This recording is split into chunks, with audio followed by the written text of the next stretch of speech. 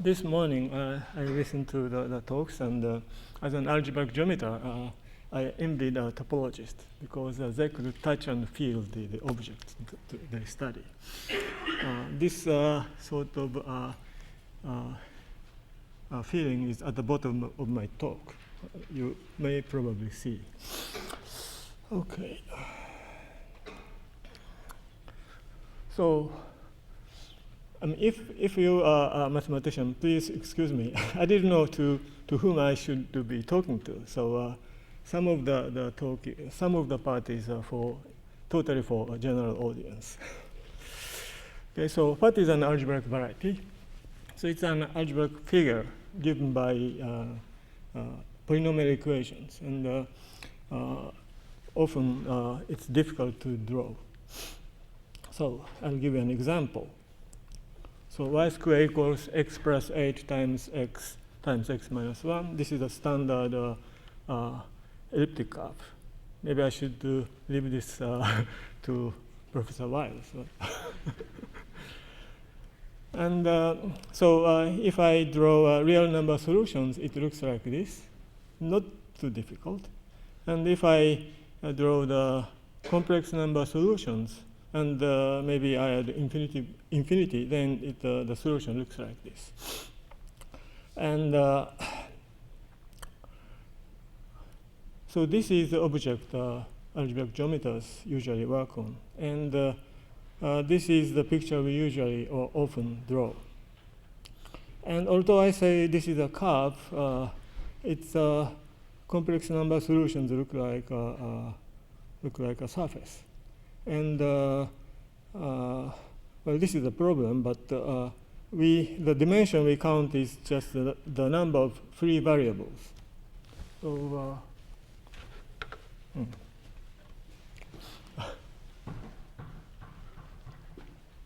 here. Wow. I see. This is quite a surprise. Are you sure?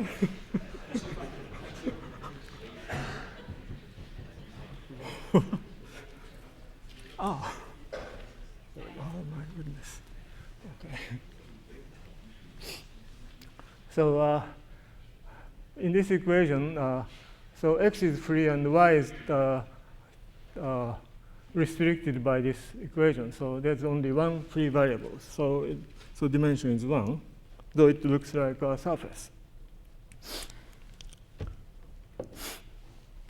And even with a curve, it's difficult. So what about higher dimensions? So drawing is almost impossible. And we often draw abstract or symbolic pictures. Even that might be difficult sometimes. And there's another difficulty. So different ones can be almost the same. So to be specific, quadratic surface and the plane are essentially the same, put in quotation. So this is the surface. So it's real number solutions. So x and y are free variables, and z is determined. So z is not a free variables. So dimension 2. And this is xy plane. And the relation is given by z equals 1 minus y squared over x, just solving in terms of z. So in this sense, two surfaces, although they look quite different, essentially the same. They're called birationally equivalent. So as an algebraic geometer, these are the same. So let's see the mechanism a little bit. So the relation between quadratic surface and the plane is composed of repeating a simple step called blowing up or down 3 times. So first, remove a red point, and put back a red line. And so this is blowing up. And now, blue line and purple line disjoint in the top picture, and the green line is to be collapsed to a point in the lower right picture. So that's blowing down. Similarly, a purple line is collapsed to a point. So the relation of these two subsets are composed of this blow up and down. Okay, so that's how the relation between subsets are. So I'd like to explain what birational geometry and birational classification is. Although you may not think that these are algebraic varieties, I meant these to be algebraic varieties. So these three blue figures, I suppose I look at them as essentially the same ones. This one replaced by this or that. Okay, so they are put in the same group, and same with the right side. And birational geometry studies relations among varieties in each group, whereas birational classification divides varieties into groups of birationally equivalent varieties. And geometry and the classification is easier if smallest variety exists in each group. And this is the idea of classical minimal model. And basically, this works up to dimension 2. Not completely, but we know the mechanism.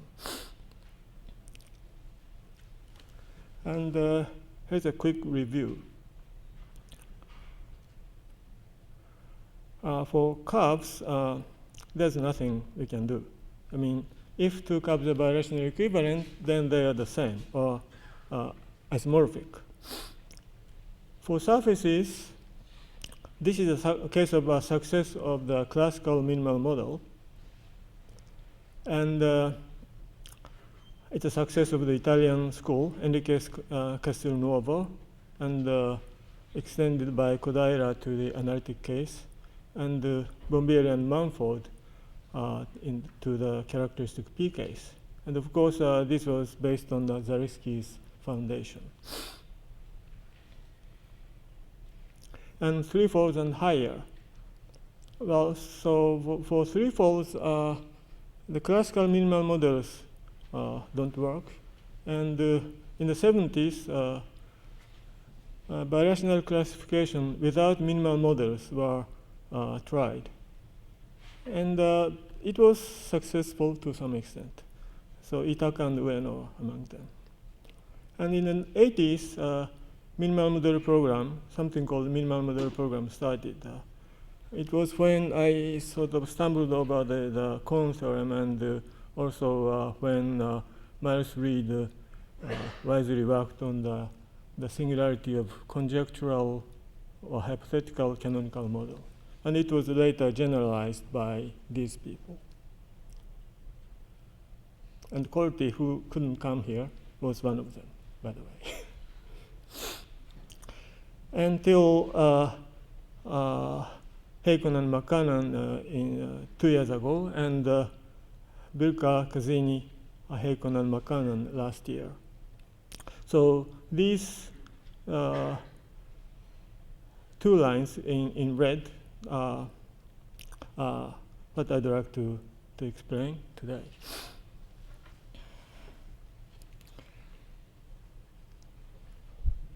And I'd like to spend 4 slides to explain terminology before going further. So a divisor D of a variety. So if you know this, please don't take it an insult. It just and so if you are not familiar, you don't have to take serious. The only important ones that I might need later written in different colors. So divisor is a finite linear combination. Oops.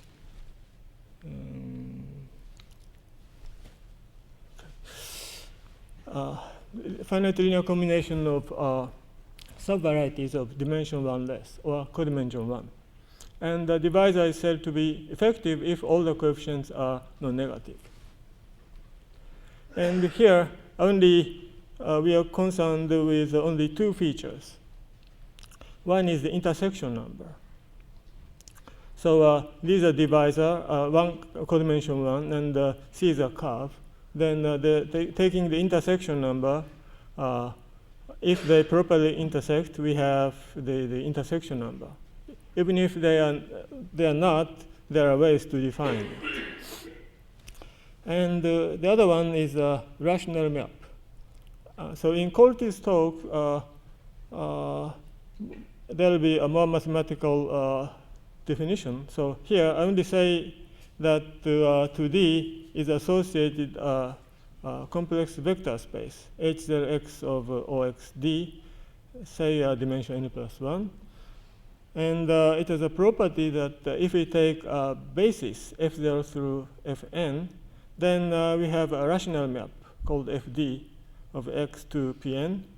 And on an open dense subset, it's a genuine map.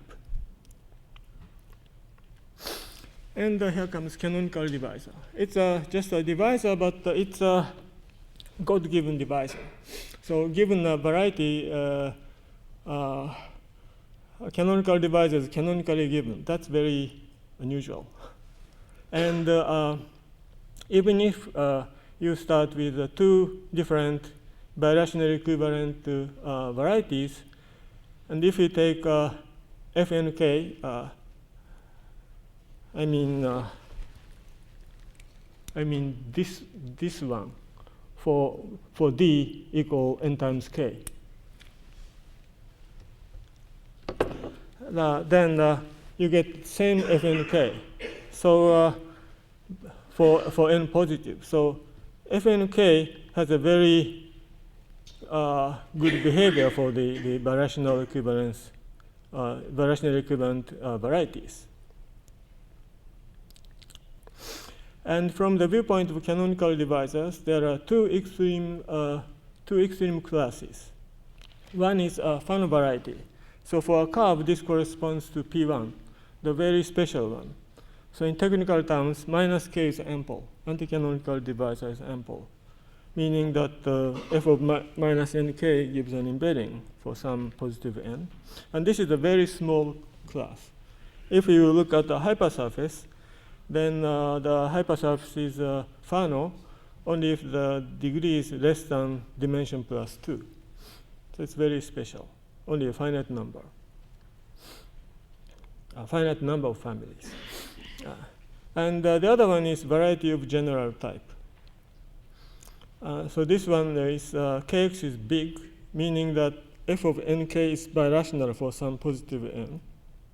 And this is a major class. So for hypersurface, it's a general type if degree is bigger than dimension plus 2.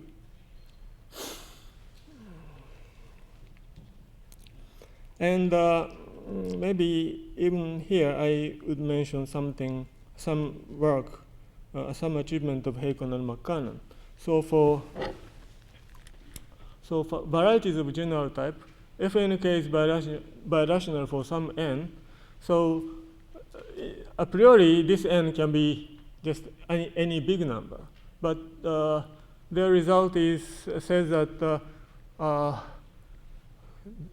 just depending on dimension of x, there is some number n0 in such a way that for any n bigger than or equal to n0, fnk is always birational.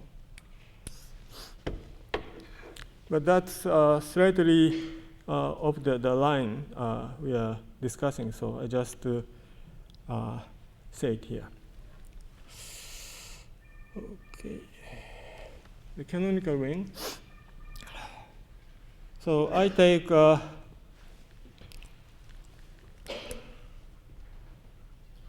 just take the sum of all those for I non-negative, and they form a ring.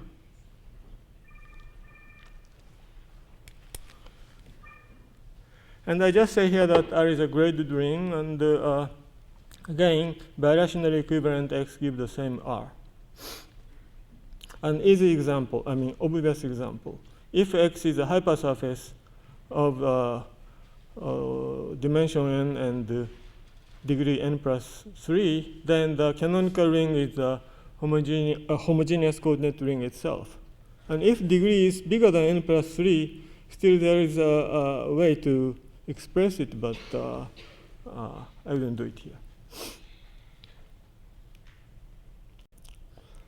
And finally, the canonical model.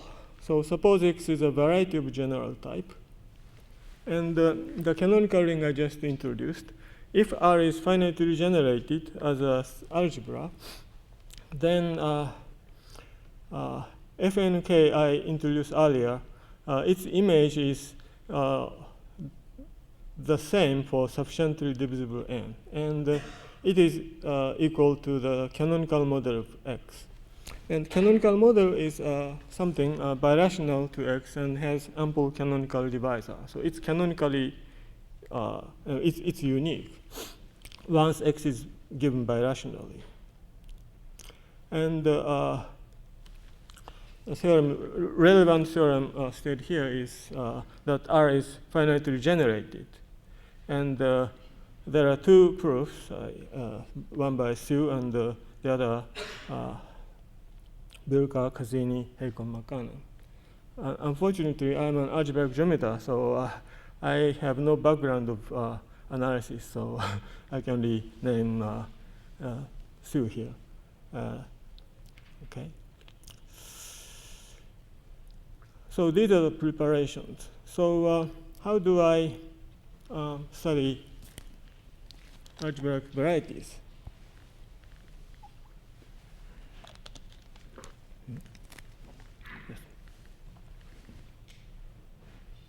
Yeah. So I draw pictures. So you see, algebraic variety, we cannot see algebraic varieties. I mean, cannot visualize.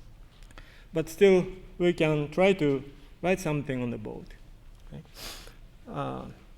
So that's I would call invariant. You may object, but so we draw invariants for objective treatment. See, invariant. So invariants are like abstract painting. Again, you might object, but and I would say this is a sort of cubism. Again, you might object, but that's the way I look at it. So it's I'm comparing this to art, but this is science, so it needs objectivity and reproductivity, meaning that if anyone is given the method, they can and has to come up with exactly the same picture. So that's different, but still it's sort of cubism. And canonical ring is certainly an invariant. I mean, though it not drawn on the canvas. So effective cone curve, effective curve cone. So it's a second homology group.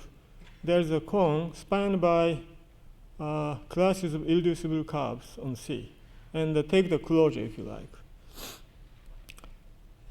And it's again an invariant.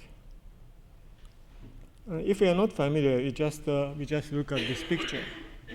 It's a cone, and canonical divisor has an intersection number with curves, so you can look at it as a function. So you can draw a hyperplane k equals 0 and half space k positive or k negative.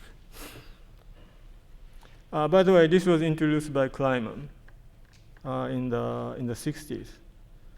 So probably it was here in New England. Oops, sorry.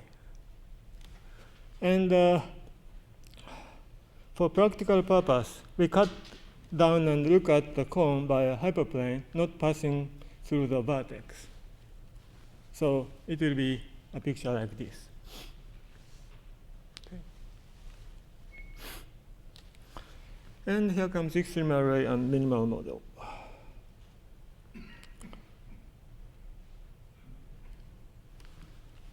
And the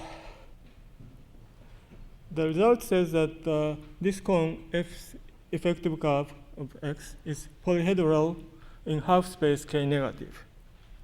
So this is how it looks. So this is a cone, and half space K positive and negative, and the left side is K negative, and left side it's like polyhedral.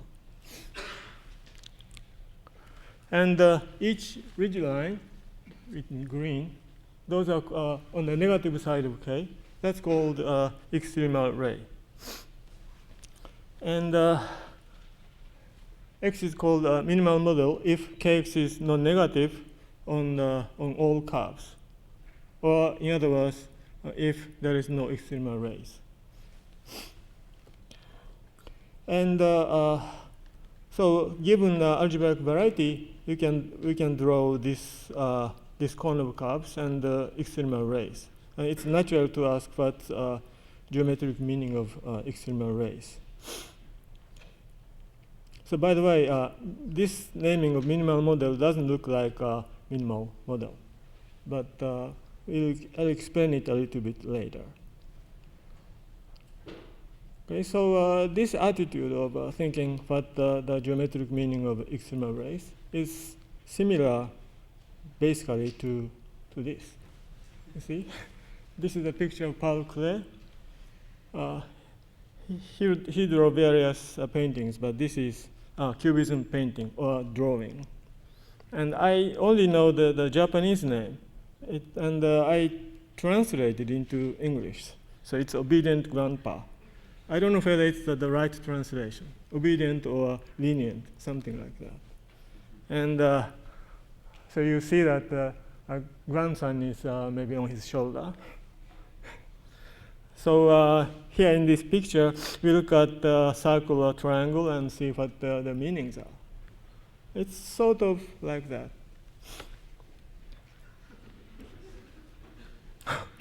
This is kind of cubism.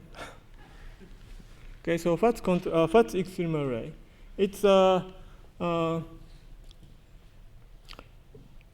It's understood this way. So each extremal array gives one of the three kinds. So this is first. So top space is X. There's a morphism from X to another space, and each fiber is a Fano variety. And this is a global structure. And in this case, there's no minimal or canonical model, but we have the global structure, and we are satisfied. So this is okay. The second case, divisorial contraction. So in X, there is a divisor, irreducible divisor. And every curve on the left side, every curve on this curve is sent to a point. So that means this divisor is collapsed to a point. In the right picture, the divisor is collapsed to a curve. Anyway, divisor is collapsed. And in this case, the target space is a good space. And so in this sense, X is not smallest. So we should, if we are looking for a minimal model, we should not work on X, but contraction. Okay. And small contraction. In this case, no divisor is contracted. And it's hard to explain, but in this case, the target has bad singularity. Canonical divisor can no longer be considered to be, we cannot consider the intersection number of K with a curve. But looking at these three cases, the top is fine. And the middle one, if we encounter divisorial contraction, we pass to this contraction and continue working on the contraction. But on the bottom case, the small contraction, we cannot work on the bottom. It's a bad singularity. So in this case, we need flips in this small contraction case. So it's something on the to be on the right side. If we start with x on the left side, we got small contraction, and we somehow replace this, we somehow sort of blow up to get something. So it's the operation is called flip. And this process is like a surgery. We remove this subvariety, blue one, of codimension bigger than 1, and put back another subvariety of dimension, codimension bigger than 1, and make canonical divisor ample. Sounds too good to be true, but this is what we expect. So conjecture 1, flips exist. And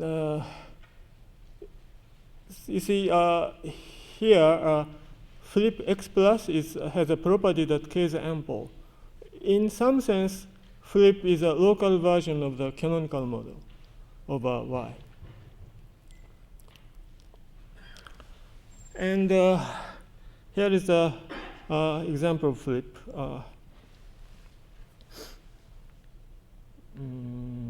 Yeah. So there's a famous elementary transformation called Atiyah's flop. You start with hypersurface xy equals zu. And it can be sort of blown up in two ways. So blow up y by ideal xz. And if you have coordinate patch like this, and one red point is, in this case, stretched to a line, P1. Similarly, if you blow up with ideal xu, you get this coordinate patch.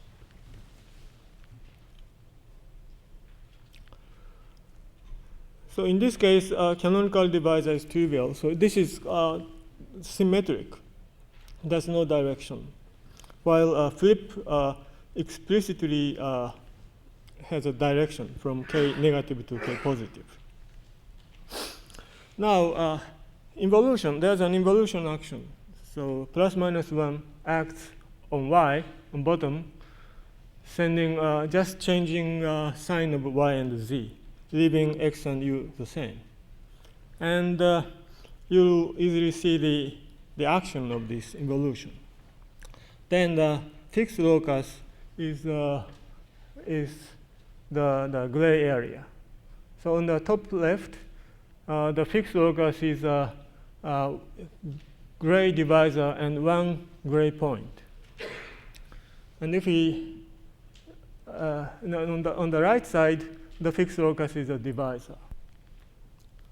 And if you take the quotient, just computing the canonical bundle, it's a very easy formula. You see that the left side, quotient of the left side will have negative k, and the right side positive k. And that quotient is exactly something called Francia's flip. So it's such a process, such a flip exists. I mean, it didn't exist in case of a surface. So it's a much nicer world, but in threefold, this is a reality. And of course, higher dimension, it's worse. Okay, so what's MMP? So repeat divisorial contraction and flips, supposing that flips exist, till we reach either a minimal model or Fano fiber ring. So MMP works only if the following holds. The flips terminate. It's easy to see that the divisorial contraction cannot occur infinitely many times. So it's only a question of flip to terminate. So minimal model conjecture consists of these two.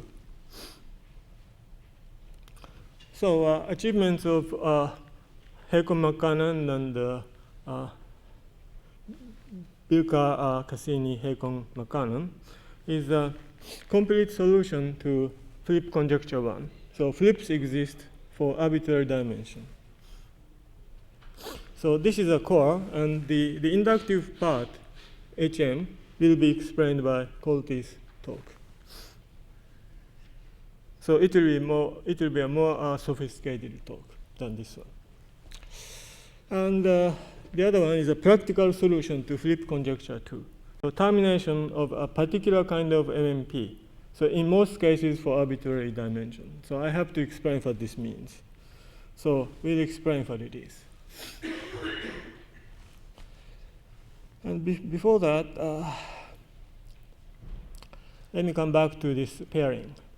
So cone of effective curves was drawn on the space of curves on the H lower 2.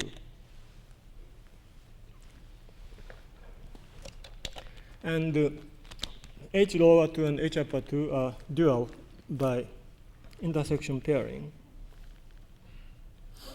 And Kx, canonical divisor, forgetting details, belongs to H upper 2. And to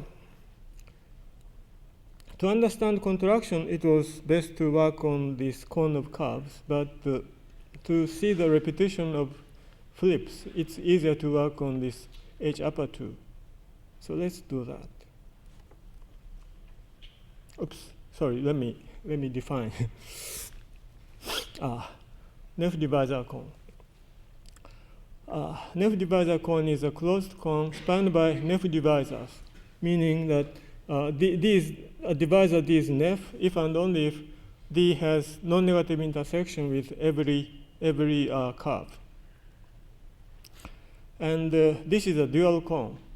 So effective curve cone was spanned by effective curves, and Nef divisor cone is spanned by everything which has non-negative intersection. So it's dual. And X is a minimal model if Kx is in Nef D. In other words, if and only if Kx is Nef. And effective divisor cone is a larger closed cone spanned by irreducible divisors. So this is the relation.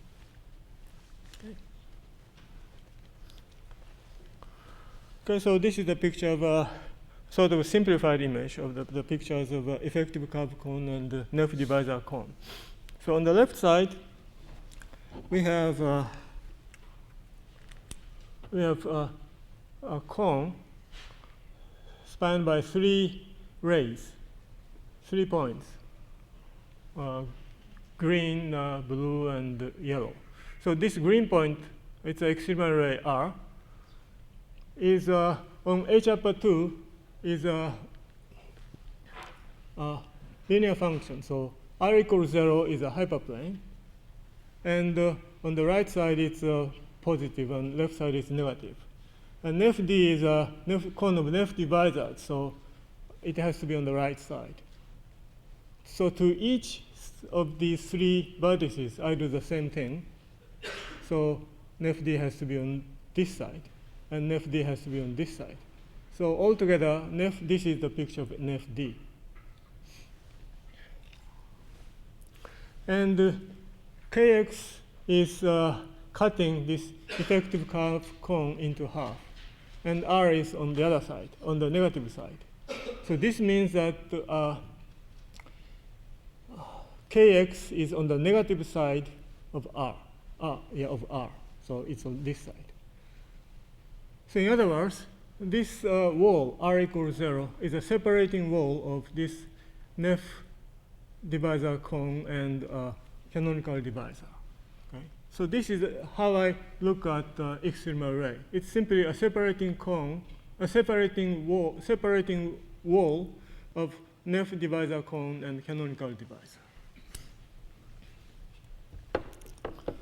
And if the extremal ray induces a flip, x plus, then H upper 2 is the same for x and x plus. And furthermore, Nef D of x and Nef D of x plus are like chambers facing each other along the wall r equals 0 that separates Nef D and kx. So it's like this. I put that because I don't know the exact shape. Okay. So you see here that Nef dx and Nef dx plus are facing each other along this wall.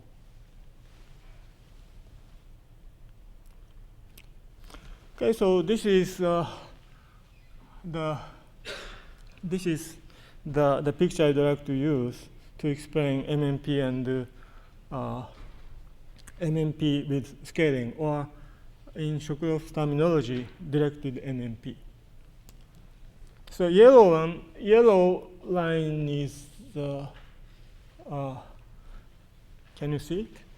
Effective divisor cone. It's a bit hard to see. And inside, I'm sorry. I'm sorry. This is supposed to be gray. You can see the difference. So I'm starting. Right now, I'm at Nef D of x. Again, let me warn you that this is a simplified image. In real life, it will be more complicated. So this is Nef D. And it is inside a bigger cone, a bigger effective divisor cone. And I don't know whether kx is inside or outside or on the boundary. That's why I put the dotted line. So starting with Nef D of x, the MMP, for MMP, I can go across, I can cross any separating wall. So separating this Nef D and kx. So this one's fine, this one's fine, this one's fine. Same here. All these green arrow, in these directions I can go. So in MMP, you can, starting from here, you can go anywhere. And MMP conjecture terminations says that it must terminate. So I can, for instance, take this path. So conjecturally, this stops. So that's MMP. So what's MMP with scaling, or directed MMP? So I take kx plus a in this Nef D of x, and target the kx. Okay. So along this straight line, I move toward kx. That's directed MMP. Or putting parameters, kx plus ta with t approaching 0. This is MMP with scaling a. So they're the same thing. So you move from kx plus a to kx along a straight line.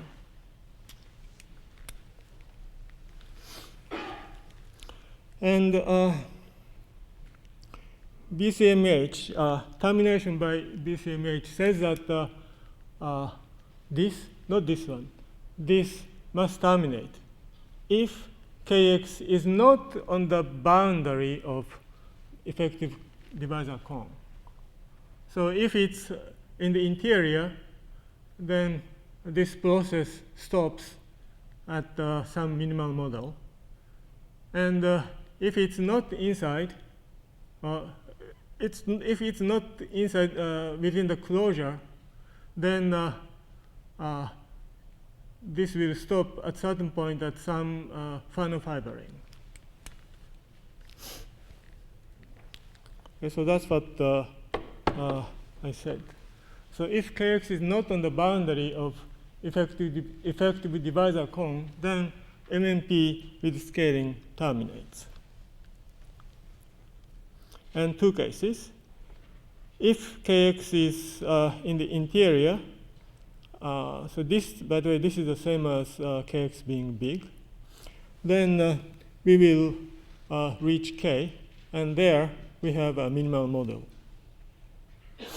And if Kx is not in the closure of effective divisor cone, in this case, we say that Kx is not pseudo-effective, then we get a final fibering model of X without ever reaching Kx. So we either get minimal model or final fibering model.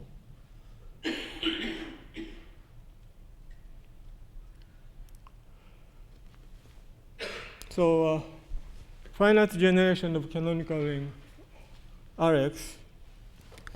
So mathematically, mathematical argument goes like this. So for X of general type, we assume that minimal model with scaling is okay for lower dimensions. And HM set established existence of flip as an inductive step. And then BCHM, so actually HM is part of BCHM. And that's why I have to take this sort of complicated step. BCHM termination implies minimal model X min of X. And once we have a minimal model, then canonical ring of X is the same as canonical ring of X min. And on X min, we just apply something called base point free theorem. And we get the canonical model.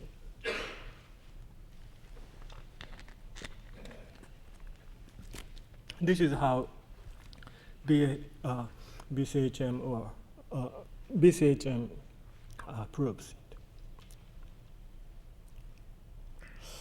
Okay, and so intentionally I suppressed in this talk the following. I should have used a pair XD to fully explain their result.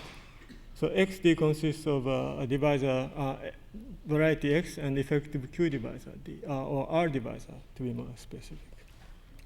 And it's like a manifold with boundary. And mostly, if we change K to KD, things will work. I mean, maybe I'm a bit too optimistic. And this adding a boundary is essential for the inductive treatment. We will see it in Colty's talk. And also a serious problem of singularity of pairs, again, which I completely ignored for simplicity of exposition. It's a bit early, but I'll stop here. Thank you for your patience.